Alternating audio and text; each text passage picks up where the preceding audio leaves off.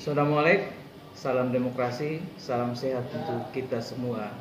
Sobat pemilih di Kabupaten Rotendao, salah satu isu yang menarik dan selalu menjadi pertanyaan kepada kami KPU Kabupaten Rotendao adalah menyangkut daerah pemilihan.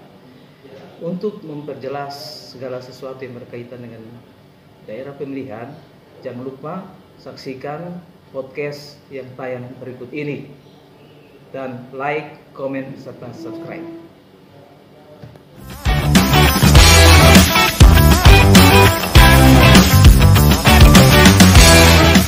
Pemilihan DPRD Kabupaten Rotendao pada pemilu 2024 ini, daerah pemilihan ada terjadi perubahan? Kalau untuk dapil bisa 3 bisa 4, tidak ada persoalan.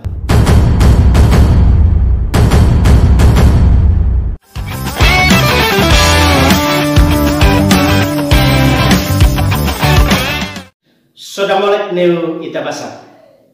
Sahabat pemilih dimanapun Anda berada, jumpa lagi bersama kami di kanal YouTube KPU Kabupaten Rotendao. Senang sekali kami dapat menjumpai sahabat semua dalam keadaan sehat walafiat. Nah, kali ini di pertemuan kita kali ini, di episode kali ini, kami akan menjelaskan atau kami akan menjawab pertanyaan-pertanyaan yang sering muncul pada kami KPU. Ada banyak pertanyaan yang disampaikan kepada kami, tetapi ada satu yang sering ditanyakan dan sore hari ini kami akan menjawab pertanyaan itu. Di sini saya tidak sendiri. Saya akan ditemani oleh narasumber yang luar biasa sore hari ini. Beliau adalah Ketua Divisi Teknis Penyelenggara. Ayo, mari ikuti perbincangan kami.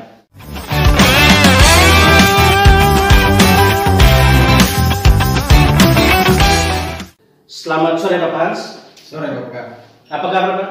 Sehat. Ya, puji Tuhan. Ya, kita tetap bersyukur dan berdoa agar menjelang tahapan pemilu, kita tinggal menghitung hari ini, kita semua diberi kesehatan agar kita semua menjalani tahapan pemilihan ini sampai mengakhirinya dengan baik.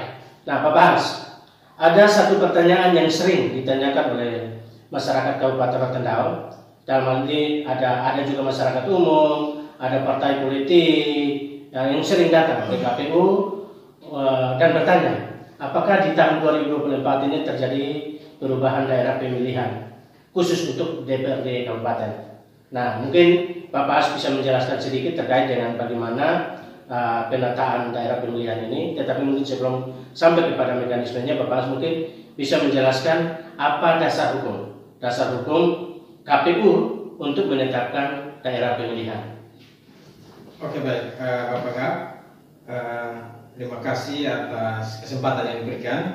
Yang ingin saya sampaikan bahwa proses penataan dapil sesuai amanat Undang-Undang 7 maupun PKPU itu khusus untuk dapil DPRD Kabupaten Kota itu menjadi kewenangan KPU. Untuk itu dasar hukumnya itu ada 3. Iya. Yang pertama Undang-Undang 7 tahun 2017. Iya. Yang kedua adalah Peraturan Komisi Pemilihan Umum nomor 16 atau sering kita sebut PKPU 16 tahun 2017. Iya. Yang ketiga adalah Keputusan KPU nomor 18 tahun 2018 tentang petunjuk teknis penataan dapil dan alokasi kursi DPRD Kabupaten Kota.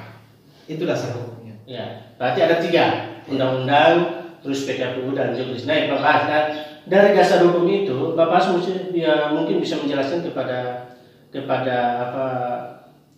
masyarakat atau publik Kabupaten Rotendao terkait dengan bagaimana mekanisme penataan dapil dari dasar hukum yang tadi Bapak Hans sampaikan tadi. Baik Bapak, sebelum kita sampai pada mekanisme penyusunan dapil, mungkin perlu saya sampaikan dulu pengertian dapil itu sendiri apa, supaya tidak lagi ada pertanyaan muncul ketika kita sudah bicara mekanisme terus ada yang bicara soal apa itu dapil. Iya benar. Jadi sendiri merupakan kecamatan atau gabungan kecamatan yang dibentuk sebagai suatu kesatuan wilayah berdasarkan jumlah penduduk untuk menentukan alokasi kursi. dalam proses ini ada 7 prinsip dasar yang harus kita lewati. Yang pertama itu adalah kesetaraan nilai suara. Maksud dari poin ini adalah kesamaan nilai suara satu kursi sama dalam perhitungan nilai suara lainnya dengan cara menetapkan BPPD atau bilangan pembagi penduduk. Benar. Yang kedua adalah ketaatan pada sistem pemilu yang proporsional. Artinya memperhatikan ketaatan dalam penentuan presentasi suara yang diperoleh setiap partai dapat setara dengan persentase suara sah yang diperoleh. Prinsip ini mendorong agar setiap wilayah yang memiliki dapil kursi besar diupayakan berada pada interval 6 dan 10. Ini menurut Juknis dan juga Undang-Undang 7 Pak Agap. Yang ketiga, prinsip yang ketiga adalah proporsionalitas. Artinya bahwa kesetaraan alokasi kursi antara dapil yang satu dan yang dapil yang lain untuk menjaga perimbangan alokasi kursi setiap dapil agar tidak terjadi kesenjangan yang terlalu jauh. Prinsip yang keempat adalah integralitas wilayah. Maksudnya adalah memperhatikan keutuhan dan keterpaduan wilayah, kondisi geografis, sarana perhubungan, dan aspek kemudahan transportasi di dapil tersebut. Yang kelima itu prinsip yang kelima adalah berada dalam satu wilayah yang sama. Artinya penyusunan dapil terdiri dari satu kecamatan atau gabungan kecamatan yang dia berhubungan langsung. Yang keenam adalah kohesivitas. Artinya bahwa penyusunan dapil memperhatikan sejarah, kondisi sosial, adat istiadat, dan terlebih kelompok kaum minoritas. Yang ketujuh, prinsip yang ketujuh adalah kesinambungan. Artinya bahwa dalam proses penyusunan dapil memperhatikan dapil pemilu sebelumnya. Berarti kita memperhatikan dapil pada pemilu 2019 dengan memperhatikan aspek-aspek yang termuat dalam Juknis 18 tahun 2018. Kalau kita bicara aspek, ada 5 aspek. Yang pertama soal penataan dapil, memperhatikan dapil pada pemilu sebelumnya, terus apakah ada kecamatan baru yang terbentuk, atau adakah kabupaten yang terbentuk pasca penetapan dapil pada pemilu 2019, ataukah terdapat penambahan penduduk yang signifikan mempengaruhi kursi di dapil tersebut. Yang terakhir adalah perubahan pertambahan jumlah penduduk yang mengakibatkan berubahnya alokasi kursi dengan menggeser dapil kecamatan baru ke dapil yang sudah ada.